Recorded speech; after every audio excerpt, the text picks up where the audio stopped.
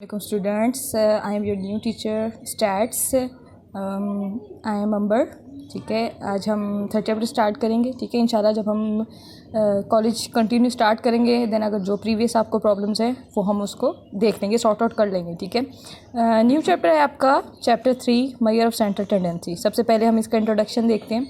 Introduction में आप सबके पास बुक है, बुक का पेज नंबर 87 पे आप लोग देखें. सबसे पहले इंट्रोडक्शन लिखा हुआ है. ठीक है, मेरे पास PDF में जो है वो बुक है, सो दैट्स वाई मैं अपने मोबाइल से ही देखूँगी. आप लोग अपनी बुक्स यूज़ करें. ठीक है, अब देखो आप यहाँ पर सबसे पहली जो इंट्रोडक्शन में आपको लाइंस दी हुई हैं, अब ये पूरा, अब आप लोग क्लास में होते तो मैं आपसे पूरा रीड करवाती. तो सबसे पहले आपके पास क्या है, देखो यहाँ आपको डिफरेंट एग्जांपल्स दी हुई हैं कि मेजर ऑफ सेंट्रल टेंडेंसी है कि हमारे पास. ठीक, सबसे पहली लाइन लिखी हुई है आपके पास, in our daily life it's a quite common to hear the following statements. ये आपके पास क्या, इसका मतलब ये है कि जो नॉर्मल हम स्टेटमेंट्स सुनते हैं उनमें से ये सेंट्रल टेंडेंसी निकलती कैसे. लाइक फर्स्ट आप देखो, the price of apples in the market, देखो ₹35 पर केजी लिखी. अब इसकी जो पूरी वो डिस्क्रिप्शन है वो क्या है, देखो नीचे पैराग्राफ दिया हुआ है, इसमें आपको एप्पल के एग्जांपल से सारा आगे रिलेट किया हुआ है. देखो, the price of apples are generally different on different shops. अब इसमें सेंट्रल टेंडेंसी क्या है आपके पास, अब जैसे एक शॉप से दूसरी शॉप पे जाते हैं वहाँ पर एप्पल्स की जो प्राइस है वो डिफरेंट होती है. सो दैट्स वाई हम क्या करते हैं कि हम डिफरेंट शॉप्स पे विज़िट करते हैं और उनके प्राइजेस को देखते हैं, फिर उनका जो हमें एवरेज निकालना होता है, एवरेज रेट, यानी अगर कोई 35 की दे रहा है, कोई 40 के दे रहा है, तो काफ़ी सारी शॉप्स विज़िट करने के बाद हमें पता चलता है कि आपके पास जो है वो एवरेज रेट बन क्या रहा है, यानी कि सारी जितने रेट्स होते हैं उनको हम पता करते हैं, फिर जो हमें फिजिबल लगता है हम उसके हिसाब से चीज़ को अपनी लेते हैं. ठीक है, ये होती है आपके पास ये सेंट्रल टेंडेंसी. अब इन सबको जो सेंट्रल टेंडेंसी है इसे मेजर किया जाता है एवरेजेस के साथ. ठीक है, अब आपका जो सेकंड पॉइंट दिया हुआ है, कैलकुलेशन ऑफ एवरेज. अब एवरेज निकालते कैसे हैं, अब एवरेज निकालने के आपके पास स्टार्ट क्या हो रहा है, average is a single value which is calculate to represent the whole data. अब जैसे मैंने आपको बताया कि डिफरेंट शॉप्स पे डिफरेंट प्राइजेज होती हैं, तो हम जितनी प्राइजेज होती हैं उनको हम देखते हैं, सबको सॉर्ट आउट करते हैं, उनका एवरेज निकालते हैं, तो फिर हमें पता चलता है अप्रोक्सीमेट आपकी जो जितनी प्राइजेज है वो कितनी ज़्यादा गई हैं और कितनी कम गई हैं. ठीक है, ये एवरेज का तरीका होता है आपके पास जो आपके डाटा को रिप्रेजेंट कर देता है. एवरेज इज़ लाइक एक मिडल वैल्यू या एक रेंज आ जाती है आपके पास कि आपको पता चल जाता है कि जो चीज़ आप ढूंढ रहे हो या जिस चीज़ की आप प्राइस, जैसे एप्पल्स हैं यहाँ पर, जिस चीज़ की प्राइस आप लेके आगे पीछे सबसे पूछ रहे हो जो भी है, तो वो आपके पास मैक्सिमम और मिनिमम कितनी जाएंगे, एवरेजेस में आपके पास ये चीज़ आती है. ठीक है, उसके बाद देखो नेक्स्ट क्या लिखा हुआ है आपके पास, it's may be calculate from the sample और पॉपुलेशन. अब आपके पास एक ये सैम्पल से भी हो सकता है, पॉपुलेशन से भी हो सकता है. सैम्पल और पॉपुलेशन का आपस में ये रिलेशन होता है कि एक जो पॉपुलेशन होती है वो आपके पास एज अ होल डाटा होता है और सैम्पल आपके पास होता है उस पॉपुलेशन में से कलेक्ट किया हुआ डाटा. ठीक है, अब आपके पास नेक्स्ट लाइन में लिखा हुआ है, the average of value which express the central idea of observation. जैसे मैंने आपको भी पहले बताया कि जो भी आप एवरेज निकलती है आपकी, वो आपके वैल्यू की मैक्सिमम वैल्यू को और मिनिमम वैल्यू को जस्टिफाई कर रही होती है कि ये मिडल आ जाता है आपके पास कि कितना अप्रोक्सीमेट वैल्यू ऊपर जाएगी और कितनी नीचे आएगी आपके पास. ठीक है, अब आपके पास जो है वो देखो इस 7 चीज़ों को आगे इन्होंने डिफ़ाइन किया हुआ है, या अब आप इसको रीड करोगे तब आपको ये पता चलेगा. ठीक है, नेक्स्ट टॉपिक है आपके पास इसमें ही, इसका जो नेक्स्ट आपके पास है 3.3 जो है, qualities of good average.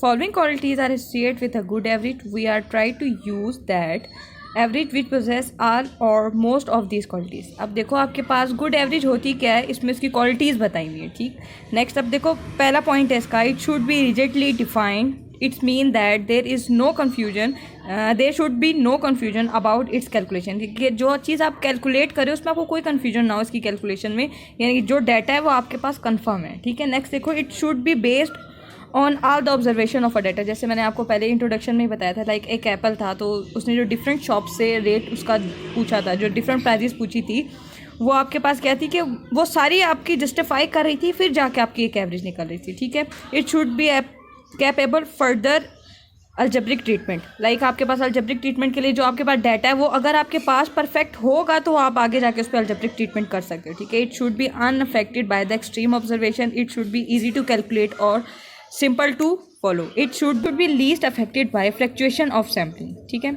Next topic है आपके पास टाइप ऑफ एवरेजेस.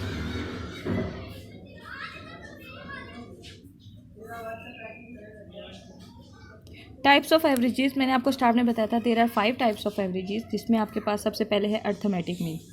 ठीक है, अर्थमेटिक मीन में आपके पास क्या है,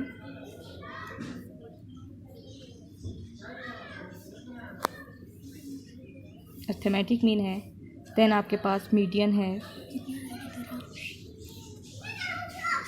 देन आपके पास मॉड है,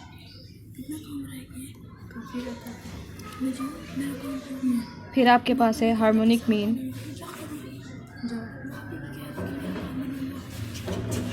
फिर आपके पास है ज्योमेट्रिक मीन। ठीक है, अब इस हर टॉपिक को हम अलग अलग पढ़ेंगे।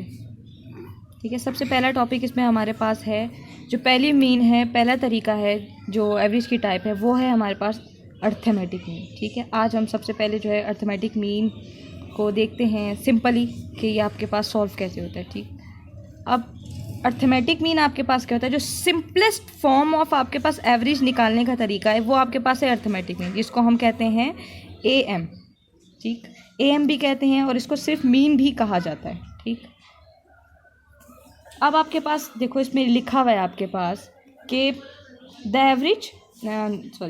the arithmetic mean of a set of n observation is defined as a total of all the observation divided by the number of observation. The arithmetic mean of sample data is denoted by x bar and the symbol is mu is used for the mean population data। ठीक, इसका क्या मतलब है कि आपके पास इसने पूरे आपके जो फॉर्मूला है उसको डिफाइन किया।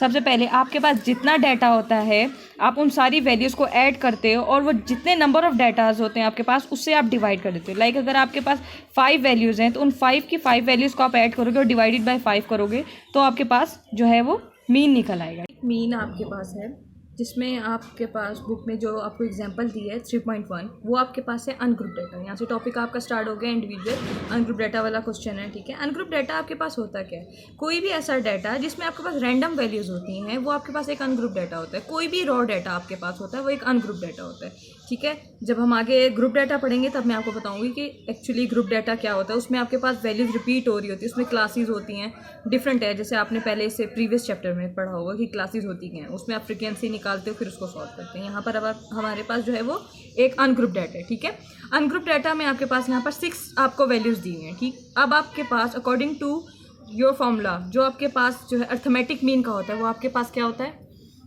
x bar equal to summation x over n। अब आपके पास समीशन x होता क्या है, समीशन x आपके पास होता है सम ऑफ ऑल ऑब्जर्वेशन और n आपके पास है टोटल नंबर ऑफ ऑब्जर्वेशन। ठीक है, अब आपके पास टोटल नंबर ऑफ जो वैल्यूज़ दी हुई थी उनको आप ऐड करोगे, 1 2 3 4 5 6, इन सबको आपने ऐड किया और ये 6 थी, 6 से डिवाइड कर दिया। जब आपने इन्हें ऐड किया और 6 से डिवाइड किया तो आपके पास जो है वो एवरेज का आंसर निकल आएगा, यानी मीन का आंसर निकल आएगा, यानी फर्स्ट एवरेज आ जाएगी आपके पास।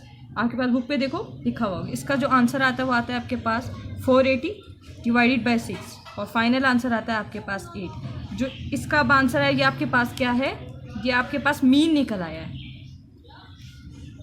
आपके डाटा का मीन निकल आया। ठीक है, अब देखो आपके पास 80 आंसर आए, जो आपके पास ऑब्जर्वेशंस दी हुई है 80 के कितना करीब करीब है, जिसमें आपके पास 68 से लेकर आपके पास 91 तक की वैल्यूज़ हैं। ठीक, ये इस तरह से आपकी एक मिडिल वैल्यू आ गई है एक तरह से, जिससे आपको ये जस्टिफाई कर रहा है कि कितनी रेंज आपके पास होगी तो आप कोई चीज़ ले सकते हो। यानी कि जैसे लाइक फर्स्ट में हमने जो एक एप्पल को लेके चले आ रहे हैं तो ये आप उसी एप्पल को देख लो इस तरह से।